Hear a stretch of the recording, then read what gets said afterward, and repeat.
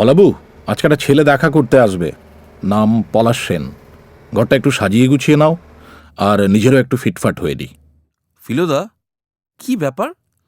কত রথী মহারথী এ ঘরে এলেন গেলেন, তুমি তো এত ব্যস্ত হওনি, ব্যাপারটা কি? আরে সাধারণ ছেলে নয়, অটো ডিডাক্ট, আমাদের তাকের লোক।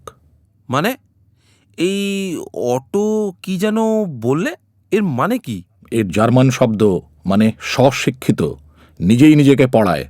বেশিরভাগ লোক মাস্টার, টিউটর, স্কুল, কলেজ নিয়েও শিখতে চায় না, আর এ নিজেই নিজের মাস্টারমশাই। আচ্ছা, বুঝলাম। আজকে মগজ ধোলাই অধিবেশন হবে, তাহলে মগজ ধোলাই যন্ত্রটা ঝেড়ে মুছে সাফ করে বের করে রাখি। আরে না না, এ আমাদের মগজদোলাই যন্ত্রের ক্যান্ডিডেট নয়, আমাদের নিজেদের মগজ সাফ রাখতে হবে। তাহলে আপ্যায়নের জন্য গোটা দশেক সাদা বালুকা ডাইনি আর সেন মহাশয় তাকে বেগ রসগোল্লা নিয়ে আসে আসবেন। ঠিক আছে। ও, আরেক প্যাকেট সিগারেট নিয়ে আসবে, মগজের গোড়ায় ধোঁয়া দিতে হবে।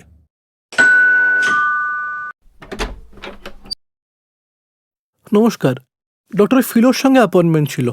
আরে, আপনি ঠিক জায়গায় এসেছেন। আপনি তো পলাশ সেন। হ্যাঁ। আমি অলাবু সরখেল, ডক্টর ফিলোর সহকারী। এই যে ফিলোদা, পলাশ সেন এসেছেন। আরে এসো এসো, তোমাকে তুমিই বলছি। অবশ্যই তুমিই বলবেন। দাঁড়াও, বসো। ধূমপান চলে? আচ্ছা, ঠিক আছে, তাহলে আমি একটা সিগারেট ধরাই। অলাবু, চলে এসো। আমি আপনার সঙ্গে ফোনে কথার পরে যে বইগুলো পড়তে বলেছিলেন তা পড়লাম। সে বিষয়ে কয়েকটি প্রশ্ন ছিল, তাই আসা। দাদা, এই নিন বালুকা ডাইনি, একদম তাজা, খেয়ে নিন। জিতেনের চা আসছে, আর এই রইল কবিরাজি, মানে সব সমস্যাই যাকে বলে ওই পেটের। বালুকা ডাইনি মানে? এ তো দেখছি স্যান্ডউইচ। হ্যাঁ, তাই তো, বালুকা ইকুয়ালস টু স্যান্ড, আর ডাইনি ইকুয়ালস টু উইচ। পারফেক্ট। খেতে খেতে কথা হোক। বলো পলাশ, তোমার সমস্যা? ডক্টর ফিলো, আমার সাংসারিক কোনো অভাব বা সমস্যা নেই। সাধারণ লোকের আমোদ করার সব আমার আছে, কিন্তু আমার এগুলো ভালো লাগে না। কেন? কারণ তুমি মানুষ, আর এই যন্ত্রণা তা দুর্লভ। বেশিরভাগ মানুষ যে জীবন যাপন করে তা পরীক্ষা করে না, সে আমৃত্যু মগজ ধোলাই ভিক্টিম। তুমি দুঃখী হয়ে না, বরং আনন্দিত হও। আমার এই বাধা ধরা চাকরি আর ভালো লাগছে না। ভাবছি আমার দেশের বাড়িতে ফিরে যাব। সে যাও, তোমার আমার বা অলাবুর মতো আত্মরতিময় পুরুষদের ঘর বাহির, আপন পর, দেশি বিদেশি কিছু হয় না। কিন্তু তার আগে তুমি ছুটি নাও, শহরে যাযাবরের মতো ঘুরে বেড়াও, দেখো, ভাবো আর লিখে রাখো। তুমি তো স্কেচ করতে পারো, সেগুলি স্কেচ করো। মনে রাখবে, যদিও আমরা দেখতে সবার মতো, কিন্তু কেউ আমাদের মতো নয়, বা খুব কম লোক আমাদের মতো। বাহ, এ তো দারুণ আইডিয়া, একদম আমার পছন্দের কাজ। আর এই অলাবুকে সারথি করো। গত বছর কোন ওয়ার্ডস্মিথ কোম্পানিতে কাজের দৌলতে সারা শহর বাইকে চষে বেরিয়েছে। সব তালুর মতো চেনা, আর অনেক গোপন ডেরার সন্ধানও জানে। কি অলাবু, রাজি তো? নিশ্চয়ই ফিলোদা, আমার কোনো আপত্তি নেই, মানে পলাশদার যদি কোনো আপত্তি না থাকে। না না, আপত্তি কেন থাকবে? এ তো খুব ভালোই হলো। আমি তো শহরের কিছুই জানি না। তোমরা দুজনেই bachelor, two musketeers of Kolkata.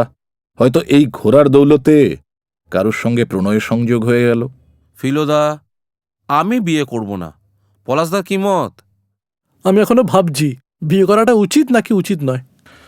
এ বিষয়ে আমার গুরু কি বলেছেন তা বলছি। তখন আমি মিস সোফিয়ার প্রেমে পড়েছিলাম, সে অনেক কাল আগের কথা।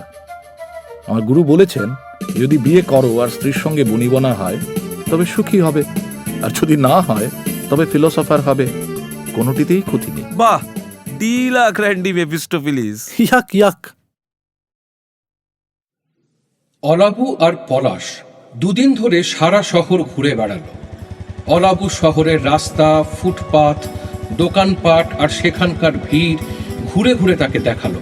উদ্দেশ্য একটাই, পলাশের কাছে শহরের সব রঙগুলি তুলে ধরা। অভিযানের তৃতীয় এবং শেষ দিন দুজন উত্তরের এক বনেদি জায়গায় হানা দিল। চলো পলাশদা, সকাল সকাল ব্রেকফাস্টটা করে ফেলি। সারাদিন অনেক ঘোরাঘুরি আছে কিন্তু। এ তো দেখছি জিলিপি কচুরি সাম্রাজ্য। হ্যাঁ, বাগবাজারের বিখ্যাত জলখাবার। এসো এসো, লেগে পড়ি। কচুরি জিলিপির সদ্গতি করে অলাবু আর পলাশ গঙ্গার পাড়ে এসে বসল। ডিসেম্বর মাসের নরম রোদ, গঙ্গার ঠান্ডা হাওয়া, আর তার সাথে মাটির ভাঁড়ে ধোঁয়া ওঠা পোড়া দুধের চা সামনে গঙ্গায় লোকজনের অঘোষিত সন্তরণ প্রতিযোগিতা, যাত্রীবাহী লঞ্চের যাওয়া আসা, আর দামাল ছেলেদের লঞ্চের ডেক থেকে গঙ্গার জলে লাফ দেওয়া। হালকা কুয়াশার চাদরে ঢাকা আকাশ, রকমারি পাখিদের ডানায় মুক্তির আনন্দ। জীবন এখানে উদ্দাম, চিন্তাহীন। চারিদিকে ভালো করে দেখো, স্কেচ করো। আজ সারাদিন শুধু অবজারভেশন আর রিক্রিয়েশন। সন্ধেবেলায় কফি খেতে খেতে সারাদিনের নির্যাস নিয়ে কথা বলবো। এটা কি ফিলোদার গাইডলাইন? আরে গাইডলাইন নয়, মেথডস। শার্লক হোমসের মেথডসের মতো। মহাবিশ্বে সব কিছুই পদ্ধতি নির্ভর। আমাদের আজকের এই অভিযানও তাই। এখানে মানুষ, প্রকৃতি, পশু পাখি যাদেরই দেখছো, সবাইকেই তাদের বেঁচে থাকার রসদ কোনো না কোনোভাবে জোগাড় করে নিতে হয় বিভিন্ন পদ্ধতি মেনে। কিন্তু কোনোটাই তাদের স্বাধীনতার বিনিময় নয়। কাজেই দেখো, উপলব্ধি করো, আর ইচ্ছে মতো ভাবনাগুলোকে এঁকে ফেলো। ঘণ্টাখানেক পরেই আবার বাইকে সওয়ার হয়ে যাত্রা শুরু। স্ট্র্যান্ড রোডের গলি ঘুঁজি দিয়ে ওয়ান ওয়ে বাঁচিয়ে হাইকোর্ট আর ইডেন গার্ডেন ছুঁয়ে এসে পড়ল প্রিন্সেপ ঘাটে। এখানে নদী অনেকটা স্থির আর শান্ত। জেটি থেকে ওপারে যাওয়ার লঞ্চ ছাড়ছে। নদীর জলে সূর্যের আলো ঝিকমিক করছে। এখানে ওখানে লোকজন ছড়িয়ে ছিটিয়ে আছে, যে যার নিজের মতো। পলাশের অবন্তিকার কথা মনে পড়ল। সেই ভূতনাথের গাঁজা। সে নিজের মনেই হেসে ফেলল। কি ব্যাপার, নিজের মনে হাসছো? হাসিটাও কেমন যেন লাজুক টাইপের। কারোর কথা মনে পড়লো নাকি? ঠিক ধরেছ, আমার জীবনে প্রথম গার্লফ্রেন্ড বলতে পারো। তিনি এখানে গাঁজা খেতে আসতেন। সাব্বাস, ওয়ান্ডারফুল। না না, অতটা উৎসাহিত হওয়ার মতন নয়। ইতিমধ্যে প্রাক্তন হয়ে গেছেন। সে কি, কি এমন ঘটলো এত জলদি? কিছু ঘোটালা করেছো নাকি? আমি নিজেই ঘেঁটে আছি, ঘোটালা করব কি? ওসব কিছু নয়। মনে হচ্ছে আমার রকম সকম তার পছন্দ হয়নি, টিউনিং মেলেনি আর কি। এই টিউনিং ব্যাপারটাই খুব গোলমেলে, বুঝলে? ফ্রিকোয়েন্সি নির্ভর। আর সেটা মিলছে না সেটা বুঝতে বেশ এলেম লাগে। রকম সকম না মিললে তার বাঁধার চেষ্টা না করাই ভালো। ভীষণ বেমানান শুনতে লাগে। আমাদের সার্কেলে একজন মিউজিক্যাল ফিলোদা আছেন, মণি ফকির। তিনি গান বেঁধেছেন please mind the gap.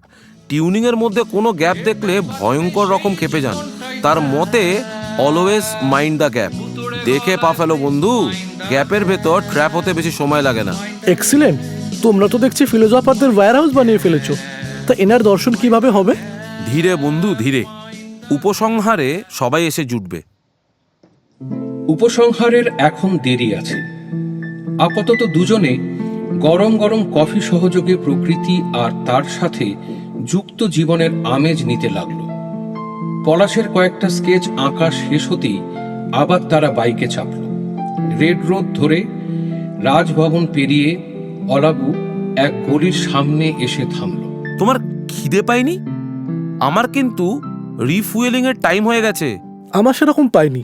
Kachori jalebi এখনো ব্যাট করছে, তবে হালকা লাঞ্চ করাই যায়। তবে দেরি করে লাভ নেই। এই গলির মধ্যে? আরে এ গলির মাহাত্ম্য অনেক। এককালে এর নাম ছিল ডেকার্স লেন, এখন নাম বদলে হয়েছে জেমস হেকি সরণি। এই শহরের সেরা স্ট্রিট ফুড ডেস্টিনেশন। জেমস হেকি মানে সেই বেঙ্গল গ্রাজেটের প্রকাশক, ভারতবর্ষের প্রথম ইংরেজি নিউজ পেপার। বিঙ্গো, একদম তাই। 250 বছরের ইতিহাস এই গলির। বুঝলাম। তাহলে এসো, এখানকার সবচেয়ে বিখ্যাত দোকানের সবচেয়ে বিখ্যাত ডিশ দিয়ে আজকে লাঞ্চটা করে ফেলি। দাদা, ও দাদা, 2টো মাটন স্টু আর ব্রেড, আর তার সঙ্গে একটা করে ফিশ ফ্রাই।